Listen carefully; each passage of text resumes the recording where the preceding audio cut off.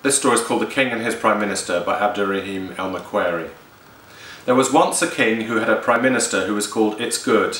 They gave him this name because no matter what the king said, the minister always remarked, "It's good."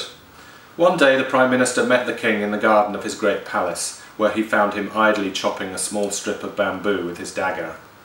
The dagger slipped on the bamboo, and the monarch sliced a piece of his finger off. "It's good," the prime minister exclaimed.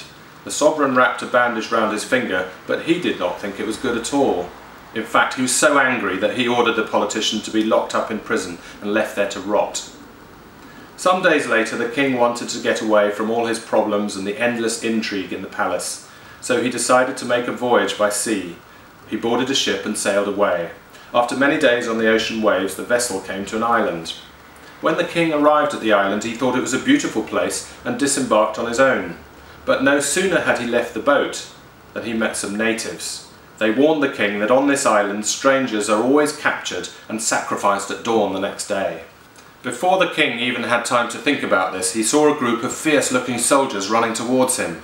They chased the king, caught him, and brought him to the high priest.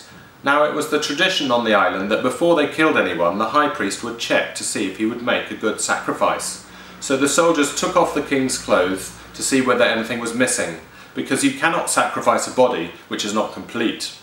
When they brought the naked king to him, the high priest noticed that a part of his finger had been chopped off. When the priest saw that the finger had been disfigured in this way, he said, "Stop! This man cannot be sacrificed. Give him his horse, his weapon, and let him go." So the king hurriedly went back to his ship and left the island. As he was sailing back, he began to think about the prime minister, who was still in jail, and remembered what he'd said. The king thought to himself, "Oh, he was right after all. When he said it's good that I cut my finger, he knew what he was talking about. If I had not cut it, I would have been sacrificed." And when the king came home, he freed the prime minister and told him all about his ordeal on the island. He asked the prime minister, "How was your time in jail?" The prime minister said, "It's good." The king was amazed and asked, "How can it be good?" "Well, thank God you put me in prison," replied the prime minister. "If you'd taken me to the island with you, you would have escaped, but I would have been sacrificed."